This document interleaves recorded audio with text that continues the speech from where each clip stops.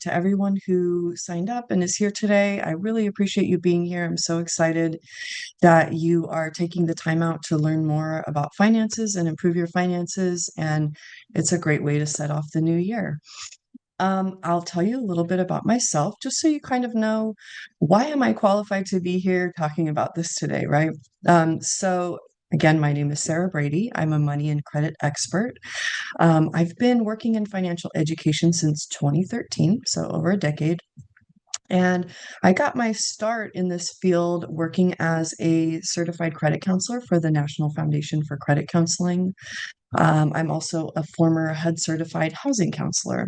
And so I have spent thousands of hours working one on one with people, helping them create budgets, reviewing their credit, get ready for home buying. You name it, I've done it. And I've taught financial education workshops all over the San Francisco Bay Area and online. I'm also a writer, and I've written for probably 30 or more financial publications and companies and agencies.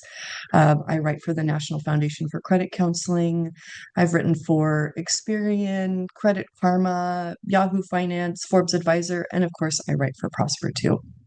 So, as I mentioned, I am a money and credit expert, but I do just want to set your expectations today. There are a couple of topics related to finance that I'm not qualified to give advice on. That would be investing and taxes, and I'm not qualified to give any legal advice. Um, just so you know, in case that comes up as we're going through this. Excuse me. So, what are we going to cover today? I want to kind of help set your expectations about what we'll get into in this webinar. And so we're going to talk about New Year's resolutions and setting financial goals. Of course, your goal doesn't have to be a New Year's resolution. You can set a new goal while we're in this webinar today, in fact. But I want to talk about why New Year's resolutions often don't stick and other financial goals as well. So what about them is kind of inherently flawed? And we'll talk about that so we can learn how to do a better job at that. We're going to talk about choosing a financial goal that's going to make a bigger impact on your life and your financial well-being. How do you do that? I'll have some tips for you. I'm going to share some proven strategies, some systems that you can use to make your financial goals more realistic and to help you stick to your goals for the long term. And then, of course, we're going to talk about your questions. Christine mentioned that there will be time for Q&A at the end, but I also like to pause once or twice throughout the webinar just to see if anybody has burning questions too. So with that said, I'll actually take a moment right now and ask folks if you have any burning questions on your mind that you're hoping I will cover related to this topic today. Just go ahead. I think you can plug them into the Christine, you might correct me here, but I think you can plug them into like the question box there. Yes, the Q&A box should be available for everyone to submit their questions. Great. I believe I'll see if anything comes in. Nothing yet, but let me know if anything pops in there. Will do. Right. Okay, so getting into that first topic, why is it so hard to stick to your financial goals? Well, a lot of people tend to set financial goals around the new year. I'm curious if anybody set a financial goal for this year. You can feel free to chime in and plug it into that question box and just share if you want. You might feel a little shy about it. But a lot of people tend to set financial goals around the new year in the hopes that they'll sort of turn over a new leaf in the following year. So that's not a bad idea, right? But what we have found and what a lot of studies show is that New Year's resolutions don't tend to stick. There's one study, it's from useorigin.com that I've pulled up here that talks about how long New Year's resolutions last.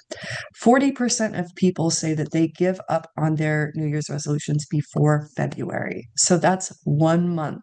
That's not a very long lasting timeline, right? And I'm totally guilty of this. Even though I know better, sometimes I tend to set these types of goals myself. And then 49% people say they give up before March. So that's 2 months, right? So after 2 months, half of the people who have set a goal have essentially abandoned it. So it's a good reflection on the fact that New Year's resolutions aren't necessarily successful. You probably knew that already. But what we want to get into is why, because setting goals can actually be a really powerful tool and a motivator if you build some infrastructure around them. So let's kind of talk about that a little bit more.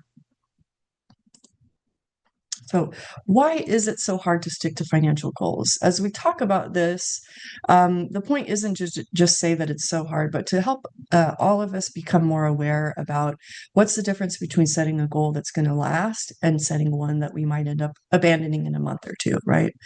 Well, number one, financial goals are often too vague. I mentioned earlier that I have my background in credit counseling. And so I spent the first year of my career as a financial educator in a call center answering phones from people all day who were calling in and telling me what they wanted to work on and what they wanted to fix with their finances. And one of the most common things I would hear from people is, I want to buy a house. And I would say, okay, when do you want to do that? It was very common to hear people say, I want to buy a house next year. Well, I would, pull up my notes and keep track of the people I spoke to. And so if they called again, I would pull up their file again. And I can't tell you how many times I had people call in 6 months or a year later. Their goal is still to buy a house. And I would say, when do you want to do it? And they'd say, next year. And so if you've ever heard of the tomorrow diet, I'm curious, it's this kind of joke about the idea of a diet, but it always starts tomorrow.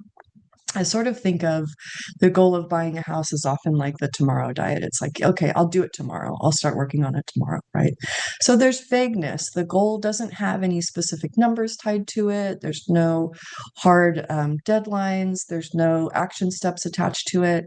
So it's just kind of this vague thing that we dream about, but we don't really know how to put it into action.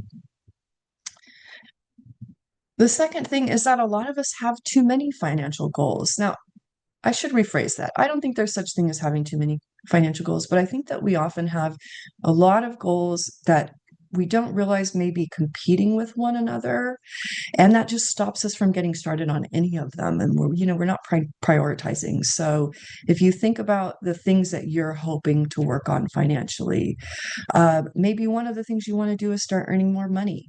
Maybe you want to pay off your credit card debt. You want to buy a new car in the next couple of years. You want to take your family on that dream vacation to Disneyland. Those are all important goals for different reasons. But if they're just sort of all floating around in your head and you haven't prioritized one over the other, you might end up finding that you never really make progress towards one because it's hard to decide where to put your effort and where to put your money.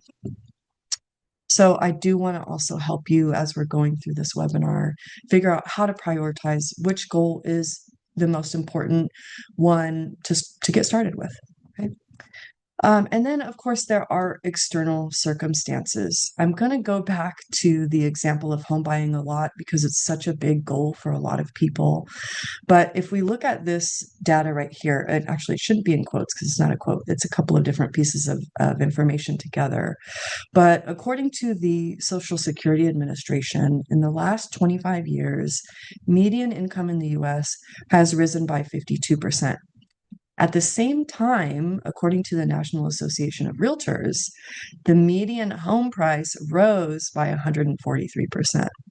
So if you're somebody who, let's say, throughout your entire adult life has been hoping to buy a home, and it just feels like you're not getting any closer to it, it's not just you. A lot of it has to do with these external forces that are shaping the markets around us, that are making it harder to afford some of the things that maybe our parents were able to afford when they were young adults, right?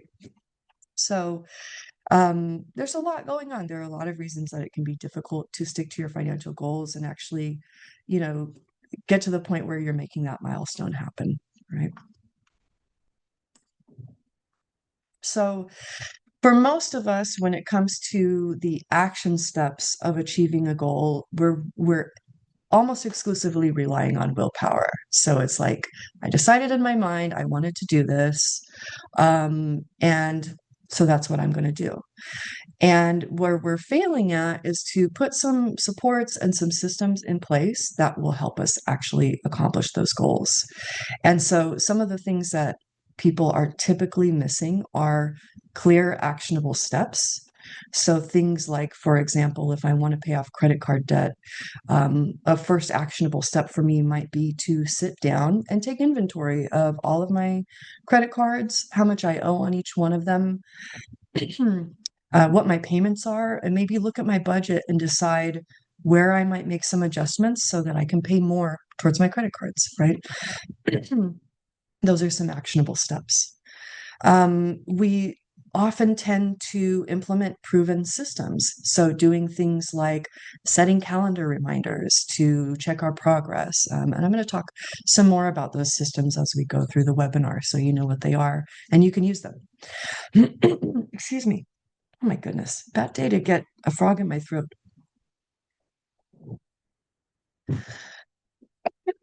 Okay.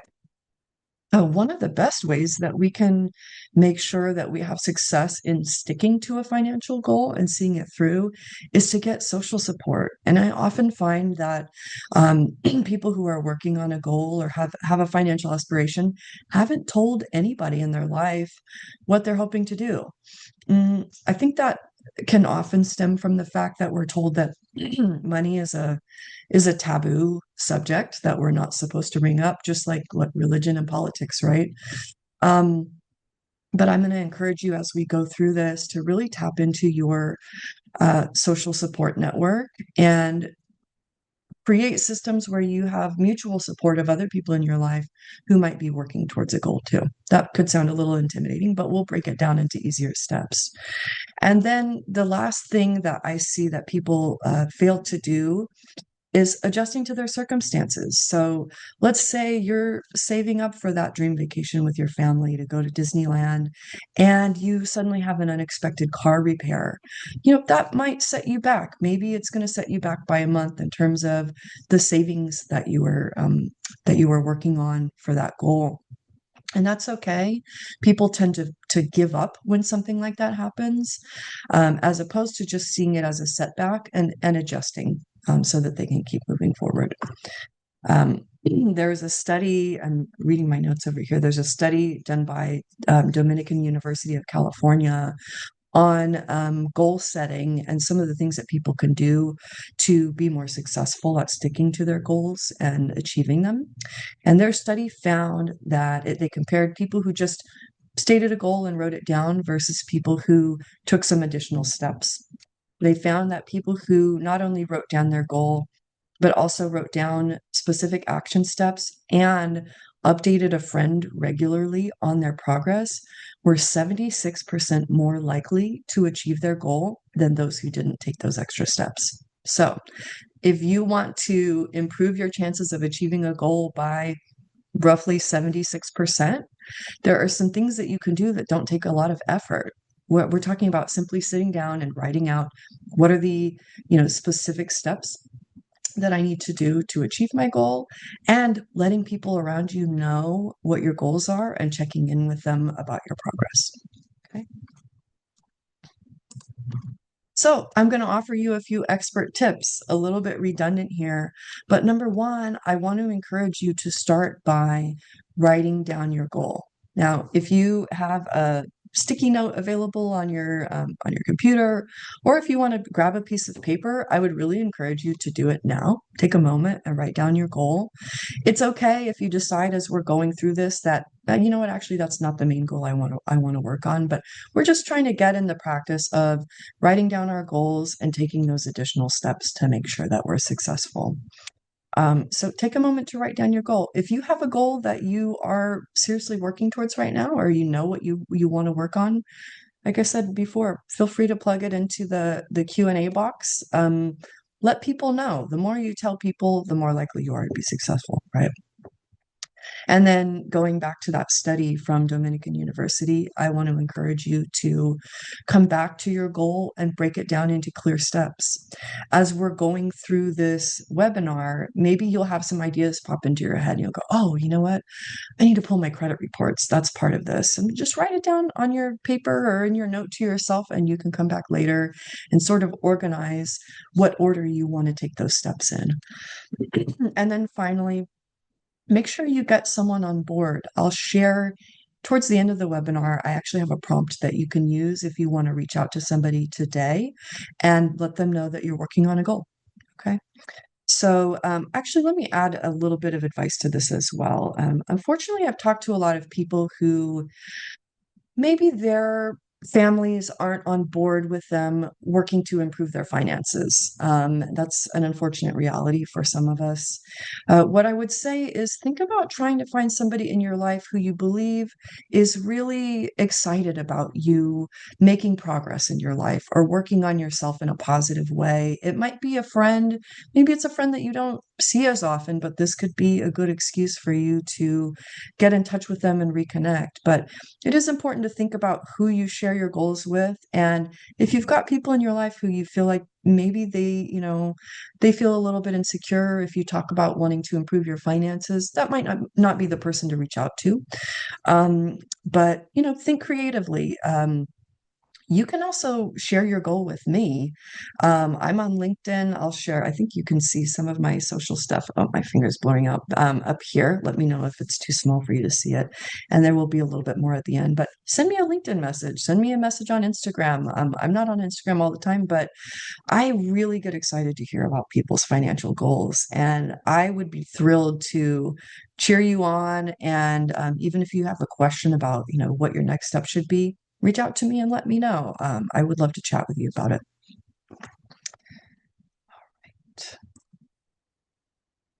So let's say that you have a few conflicting financial goals. Okay, what do I do, Sarah? I want to save more for retirement, but I also want to pay off my credit card debt. What do I do first, right? Or, oh, I need to save up to buy a new car, but I'm also, I need a medical procedure and I need the money for it, and I don't know which one I should do first, right? Or you're just not sure how to set a goal in general.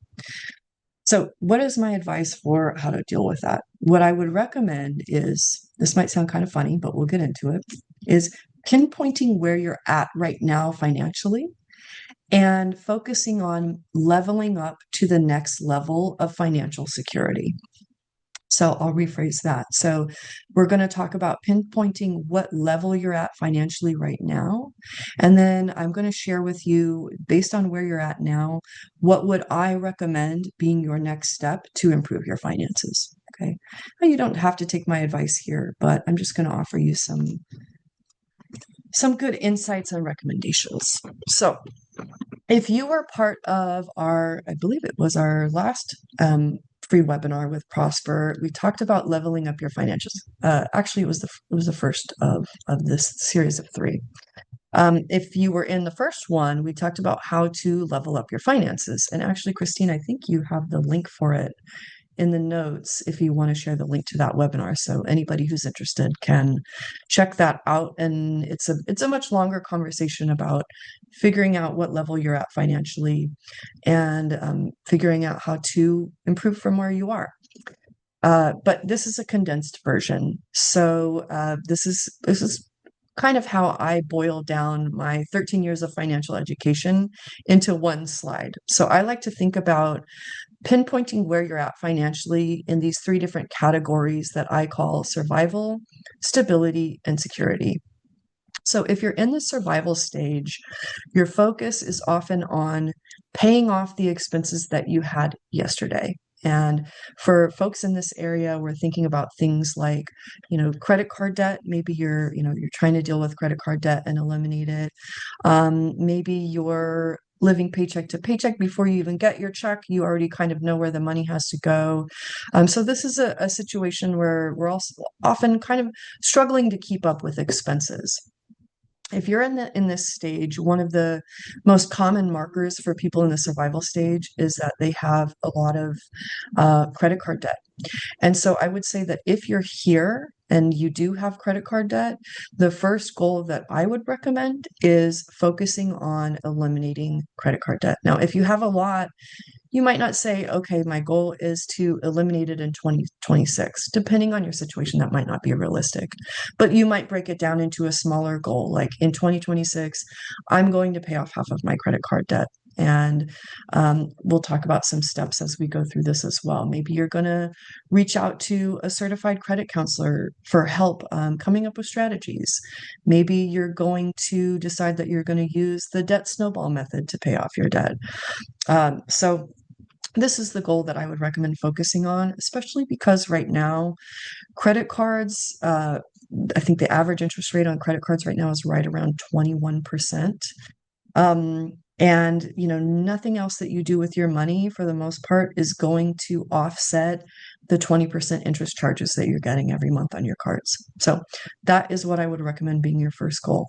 If you don't have any high interest debt, that's debt with 7% interest or higher, then I would recommend moving up to this next goal. And you're probably in the stability phase of your finances right now. So maybe you have a steady paycheck coming in, but before it shows up, as I said before, you already know, okay, well, I would love to enjoy this, but really everything's going to go towards covering my expenses, right? If you're in this phase and you've eliminated that high interest debt, the next goal I would recommend working on is building an emergency savings fund. My recommendation is that you save 3 to 6 months worth of your living expenses.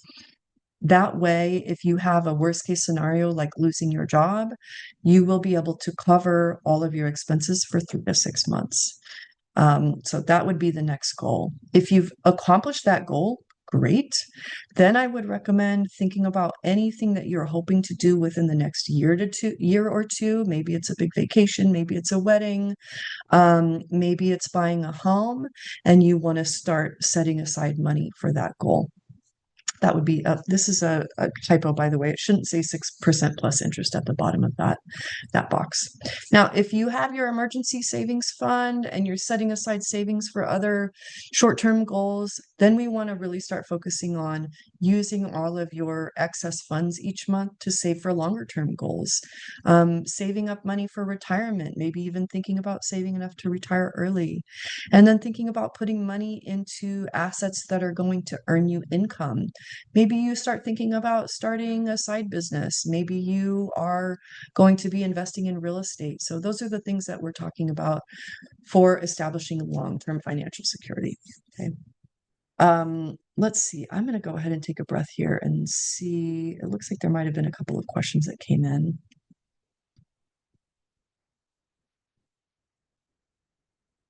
Could I have maybe Christine or Justin, you could read them to me?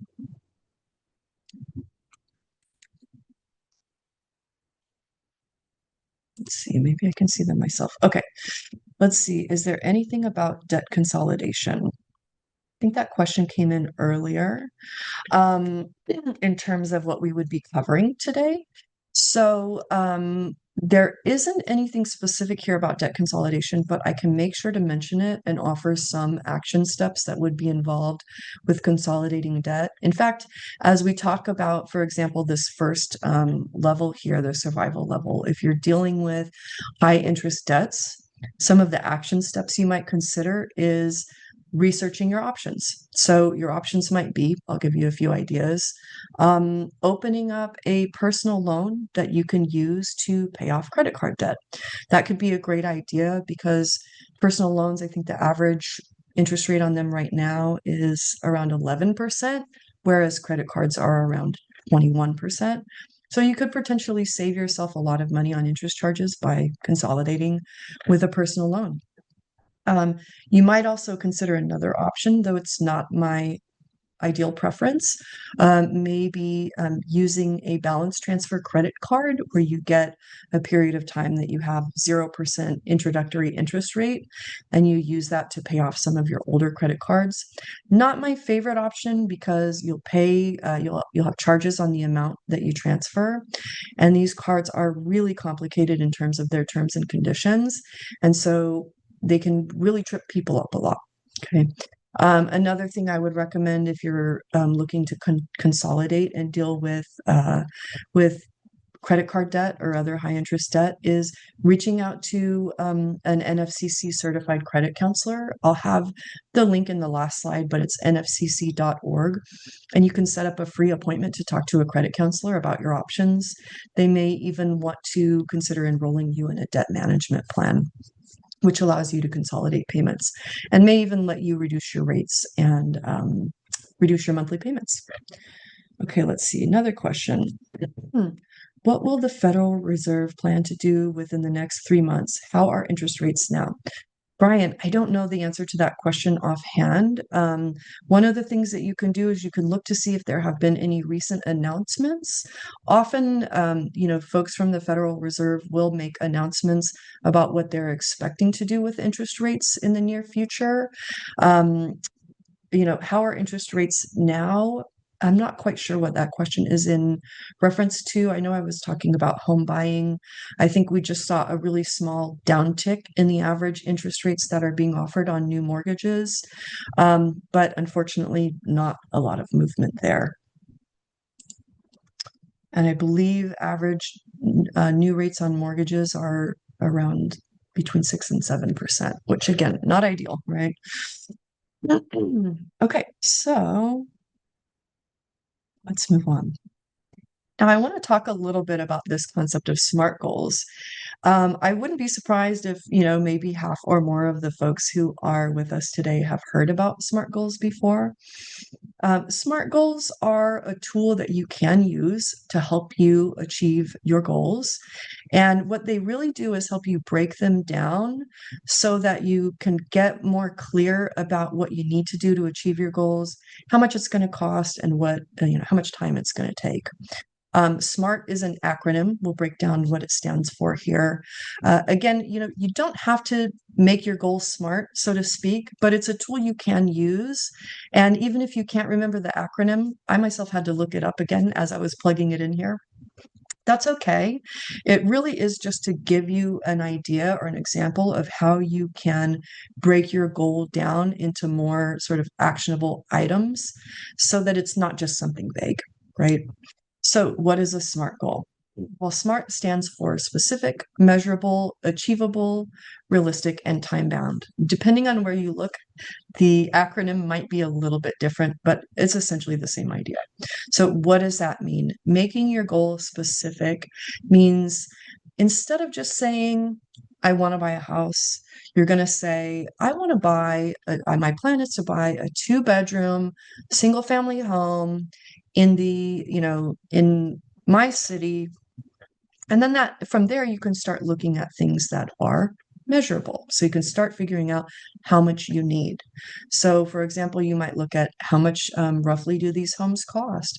What amount of money do I have saved already for my down payment? If I'm aiming to make a 20% down payment, how much more money do I need to save, right? So that's going to be the measurable piece. Achievable. So we want to start thinking about simple actions that you can take to break it down. As I mentioned before, maybe you want to start by pulling your credit reports. By the way, you can get your credit reports for free at annualcreditreport.com. It's a federally backed website. You can pull your reports there for free once a week now. So that's an action step that you can take, right? I want to pull my credit reports. I want to research first-time homebuyer programs in my area that might help me make this purchase more affordable. I'm going to open up a high yield savings account to deposit my down payment savings into. So those are some of the action steps you can take. Realistically, how much can you afford to contribute to your goal? Let's say you decide that, okay, I've got a couple of $100s from each paycheck that I can set aside for this goal. We don't want to go too crazy and make it unrealistic and then give up after a couple of months because, it's an amount that we can't really stick to or doesn't fit our budget. And then finally, we want to talk about making the goal time bound. And I think this is really crucial. You want to look at how much do I need and how much do I have? And then if I divide that by, my contributions that I'm going to make each month, how long is it going to take me to get there? And when you map all of this out, you might realize, hey, you know what? This doesn't really work for me. That's okay. You can make some adjustments. So I want to give you an example of what that might look like here.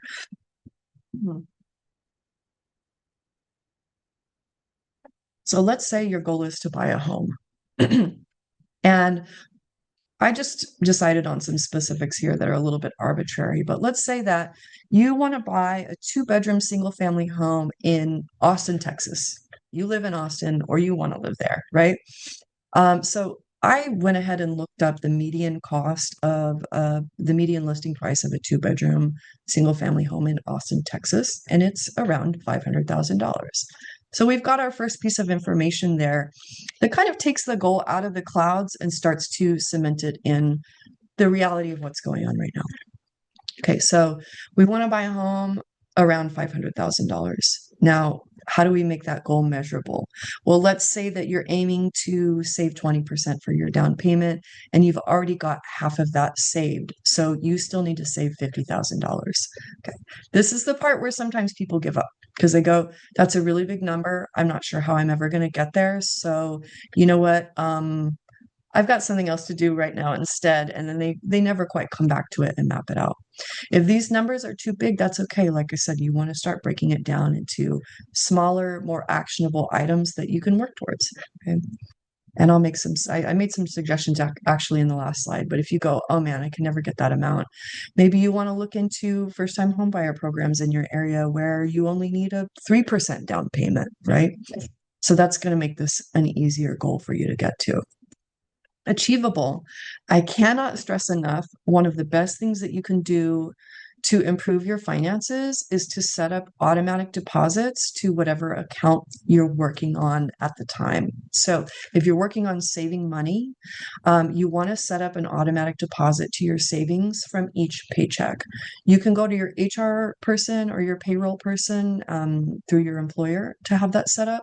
If they don't offer that for you, maybe you have a small employer or something, you can arrange it through your bank so that every time you have a pay period, you have a set amount of money being transferred from your checking account into your savings account. Doing this is really important because it kind of plays on the whole out of sight, out of mind thing. If the money is out of your sight and into a savings account before you even get a chance to spend it, you are far less likely to start spending the money. In fact, you're just going to get used to the idea that you don't have that money to spend. It's a great way to trick yourself into saving. You can also do this, if you have a retirement account, you can set up an automatic deposit to your retirement account. And then what I recommend doing too that can really help is anytime your finances shift for the better, let's say you have a car loan and you pay it off and it's a $200 a month payment. As soon as that happens the following month, roll that $200 payment directly into your savings or whatever you're working on. So add it to your recurring deposit. Okay.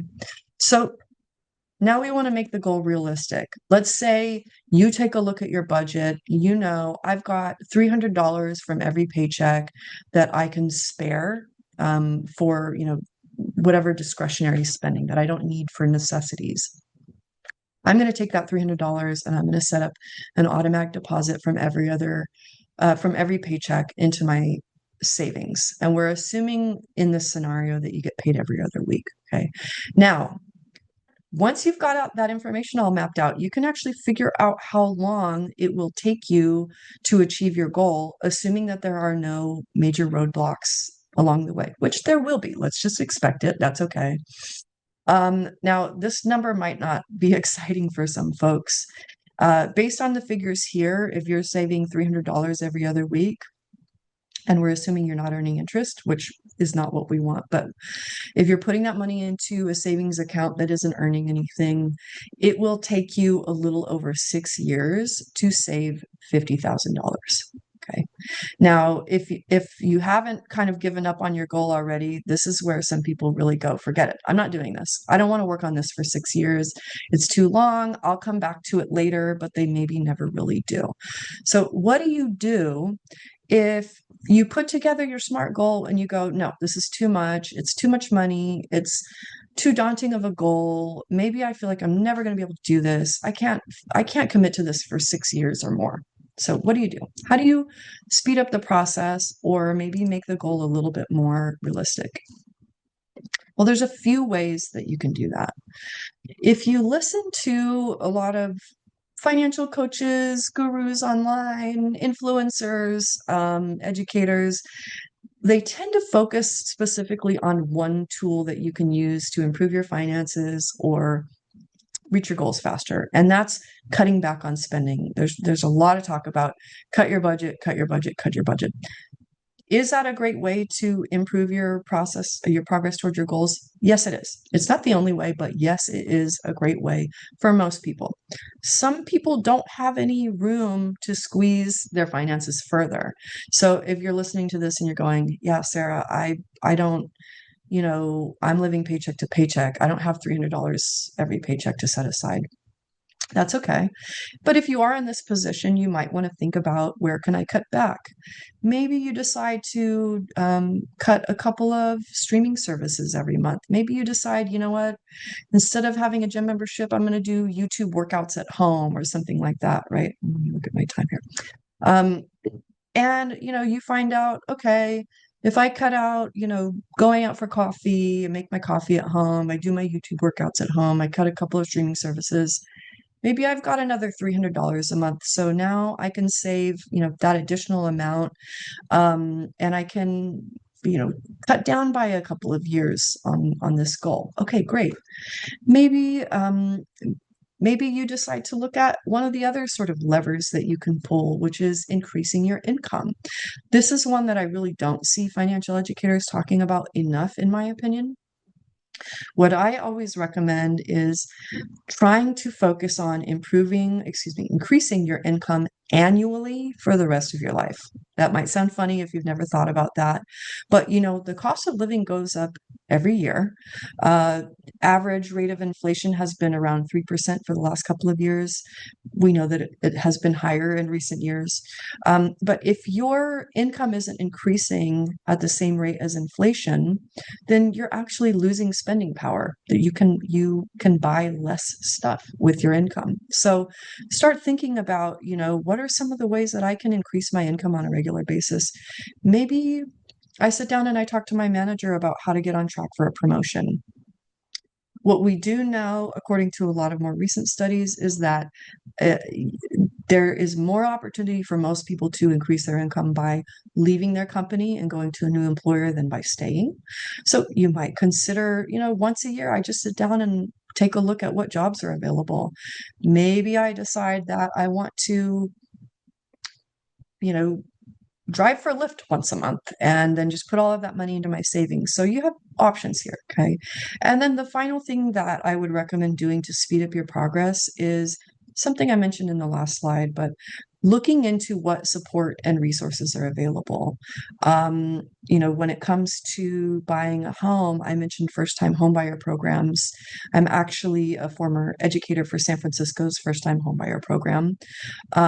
If you live in the city, if you've gone to those workshops before, I might have been your teacher and your coach.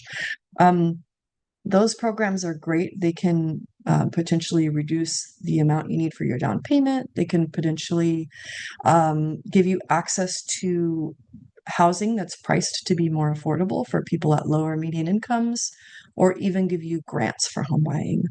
Or maybe you decide, maybe you're working on saving money for another goal, and one of the things that you do to speed up the process is you open up a high yield savings account. So instead of just earning 0.002% on your savings, you're earning 3 or 4%, right? So a lot of different ways that you can think about speeding up the process and making sure that you don't give up as you're working on your goal.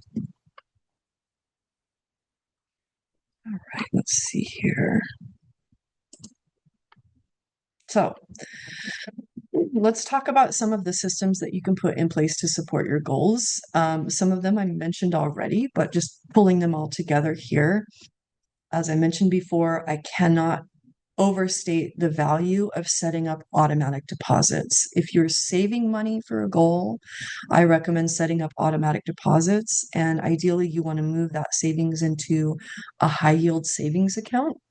Okay. Let me know if you have any questions about those accounts.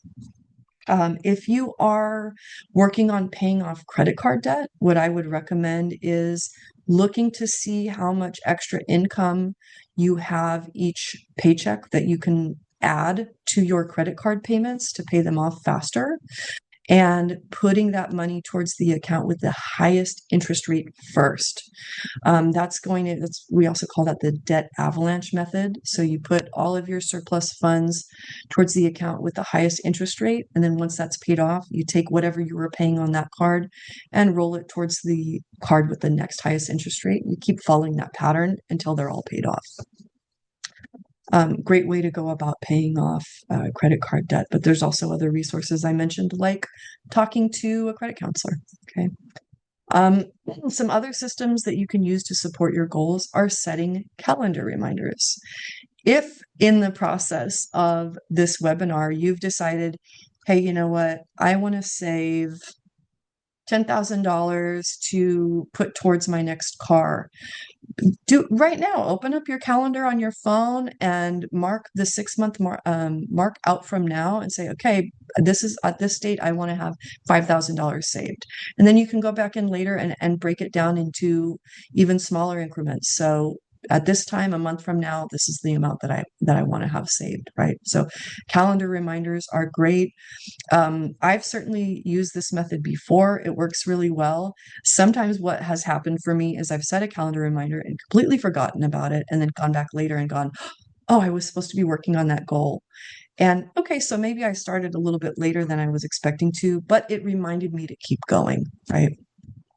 Another thing I would recommend in terms of calendar reminders is if you have a spouse, if you have a partner, maybe consider doing something like setting what I call a money date. So a monthly date where you sit down with each other and talk about your finances. That might seem intimidating, but you can start small by just talking about, hey, I have this goal I'm working on. I want to share it with you, right? So sit down at the kitchen table, maybe go out for ice cream, whatever you're going to do, but make sure that you start making it more normal for you to talk with your partner, your spouse, maybe even as just a friend. You reach out to your friend and say, hey, you know what? I really am getting serious about my goals. Would you be willing to meet with me once a month? And we can talk about what we're working on and offer each other some support. Okay. And then another thing that I think is really important to put in place to support your goals is to have planned celebrations. People often give up on these longer term goals, like saving for a house, because it just feels so daunting. And, it just kind of, what's the word I'm looking for? It's like a slog, right? Like oh man, I've got to keep this up. I'm just seeing all my money go into this thing and I don't get to have any fun. What I would recommend is planning celebrations for when you achieve specific milestones. So let's say that you are working on saving $5,000 for your emergency savings fund. Every time you save another $500, go get that ice cream. Have a game night with your friends. Do something fun that's ideally not expensive to celebrate your progress and to give you motivation to keep going. Okay. All right. A few other things. I mentioned credit counseling. I'll share a link for that. I believe it's in the next slide. Just in case it's not, you can go to nfcc.org to schedule an appointment. You can meet with a credit counselor online, in person in some cases, or over the phone. But I do recommend don't just go online and search for credit counseling agencies because some of them are not great. Some of them are for profit. I recommend going to a nonprofit credit counseling agency, and ideally they would be NFCC certified. That's the National Foundation for Credit Counseling. Now, those services are primarily free. If you are working more on things like investment goals, retirement planning, tax planning, you might want to consider hiring a financial advisor. Please look for somebody who is licensed or certified, such as a certified financial planner. Okay. Mentioned this one already, but find an accountability buddy. Find somebody in your life who you can start talking to about your goal on a regular basis. And then, of course, something you're doing, taking part in today is committing to ongoing learning. Most of us have really had no education about money in our past.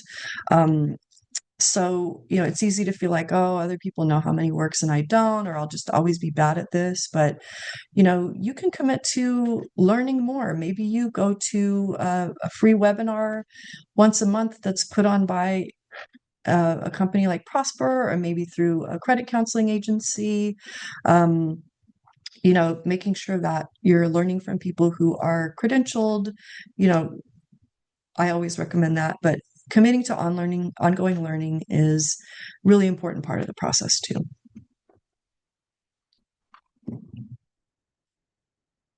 Okay. So I mentioned earlier that I would share a prompt for you. If you do want to reach out to somebody in your life and let them know that you're working on a financial goal and get that support from them. So I wonder if we can, maybe Christine, if I could have you, I don't know if I can have you copy and paste this into the chat. I don't think we have chat open, so maybe not. But you can take a screenshot of this, and then you can pull the words. If you want to right now, no harm in actually texting it to somebody right now, but this is just how I would approach it. Hey, I have a financial goal for 2026 that I really want to stick to. I just found out that telling a friend about my goal and updating them on my progress monthly is going to help me be a lot more successful. Would you be willing to be that friend? I would love to support you too if you're working on a goal. So, mutual support, good stuff. I'll leave this up for just another second in case anybody wants to copy what it says or take a screenshot. But we're about to wrap up here. So you can feel free to start submitting questions again if you've got any questions remaining. And if you have a specific goal that you're working on, feel free to ask a question too about, what are some of the steps that I can take, or where can I learn more about this? All right. So what did we cover? It was a lot. It was pretty fast, but we talked about why it is so hard to stick to your financial goals. Main reasons being that people are often too vague about their goals, so they don't do things like pinpointing specific numbers or timelines. And also the fact that we are often solely reliant on motivation and willpower, as opposed to having systems in place or having support around us. How do you pick a goal? Well, we talked about pinpointing what level you're at financially and trying to move up from there. So if you're dealing with high interest credit card debt, that should be the first goal. If you're doing something like, trying to pay off credit card debt and saving for retirement, you may want to pause the retirement savings and put that money towards your credit card debt because the interest rates are so high. But choosing, figuring out what level you're at, and then just choosing what's the thing that's going to take you up to the next level of security financially. And then we talked about how can you improve your success in terms of sticking to your financial goals and making sure that you achieve them. And some of the things we covered were getting really specific. We talked about SMART goals that encourage you to get specific with what you can measure, what action steps you can take, and how long it's going to take you to get there. Using systems like calendar reminders and recurring meetings with people who are offering you support, and then letting people in your life know what you're working on. A few resources for you. So you can go to prosper.com. They have a lot of great articles there with information about just all things personal finance, right? So if you go there and you're wondering how to pay off credit card debt or save more money for emergencies or do things like, prepare to buy a car, all of the above, you can go to Prosper and look up some of those advice articles. I've written quite a few of them myself. You can visit my website. I actually would encourage you instead to go to my social media accounts if you want to reach out to me, because I just had my website updated and there's some funny things that need to be fixed right now, unfortunately. But send me a message on LinkedIn. Go to my Instagram account if that's what you prefer. It's Sarah C. Brady. I have mentioned this in the last two webinars and no one has taken me up on it yet, but be the first, don't be shy. Don't hesitate to get the support that you need. If you want to reach out to me and send me a message, I would love to hear what you're working on. I've a few times I've had people come up to me in public and tell me that they were in one of my workshops or webinars and tell me what they're working on. And I'm telling you, I remember every single one of them. It gives me a lot of fuel and excitement about what I do. So don't hesitate to reach out. Um, if you're looking to just learn more online, I always recommend starting with .gov and .edu websites. The Consumer Financial Protection Bureau site is great. .edu websites are for colleges, so those are good places to start. And if you're comparing information from multiple sources, what I always say is find reputable sources and try to find at least two of them that match where you're getting the same information. And then, broken record here, but you can go to nfcc.org to set up a credit counseling session. So I'm going to go ahead and wrap up my prepared speaking part, but I do just want to say thank you to everybody who's here. And thank you so much to Prosper for having me and providing this service for everybody.